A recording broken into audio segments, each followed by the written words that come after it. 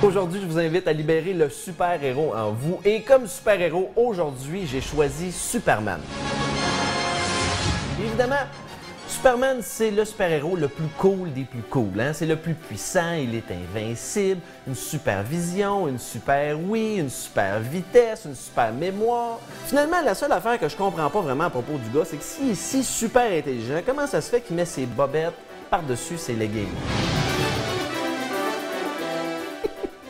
Bon, je sais probablement qu'il y en a à la maison qui se disent « Ouais, mais là, Superman, c'est des qualités de super-héros. En quoi c'est relié avec moi? » Mais pensez-y un moment. Tu sais, quand on y pense, là, Superman, ses qualités les plus cool, c'était pas nécessairement ses super-pouvoirs, mais bien plutôt ses super-qualités humaines. Et quand je pense à Superman, la première qualité qui me vient en tête, c'est l'humilité. Tu sais, des fois, tu rencontres des gens comme ça dans ton quotidien qui sont en position de pouvoir, puis ils l'utilisent, mais à mauvais escient. Ils sont chiants avec ça, sont désagréables.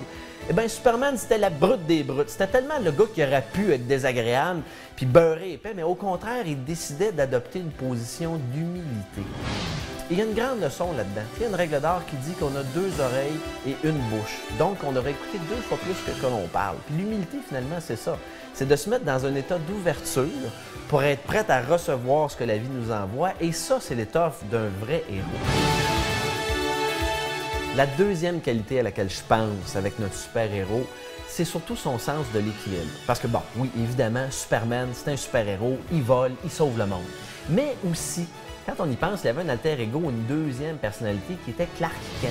Et Clark Kent, ben, représentait peut-être un petit peu plus son côté enfant, son humanité, son côté gaffeur, pas sauveur du monde pour 2 sous.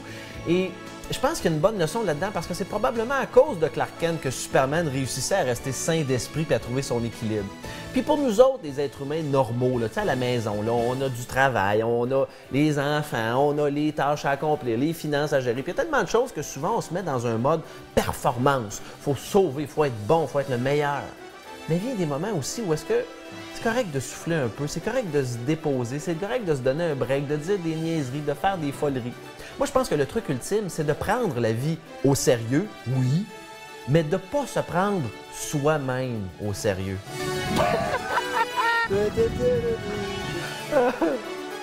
Troisième point. Oui, évidemment, la troisième chose dont je voulais vous parler par rapport à Superman, c'est en fait sa seule faiblesse. Parce que tous les êtres humains, on a tous des points faibles, hein, des points à travailler. Et Superman, dans son cas, c'était la kryptonite. Bon, pour ceux qui l'ignorent, la kryptonite, c'est un cristal qui vient de sa planète mère, qui s'appelle Krypton. Et quand il est en présence de ce cristal-là, Superman devenait un être humain normal comme tout le monde et perdait tous ses pouvoirs instantanément. Et je remarque que nous, les êtres humains, on est un peu pareil. Hein? Il y a des choses dans la vie qui font qu'on s'affaiblit, notre vibration baisse, on devient un petit peu moins lumineux. Puis c'est souvent des comportements compulsifs, comme par exemple la télévision excessive, la boisson, la drogue, le jeu, le sexe sans amour, l'achat compulsif de matériel. Et ça, ce sont tous des comportements qui, quand ils sont répétés de manière incontrôlée, font baisser notre vibration. Alors finalement, la chose importante à faire, c'est d'identifier c'est quoi ces comportements-là qui m'affectent négativement pour ensuite de ça mieux les prévenir. Ça, on appelle ça de la conscience.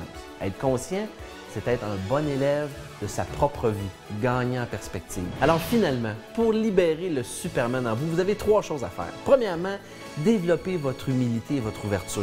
Deuxièmement, trouver votre sens, votre équilibre entre la performance et aussi le relâchement. Et puis finalement, identifier votre kryptonite à vous et éloignez-vous-en le plus possible. Puis à ce moment-là, c'est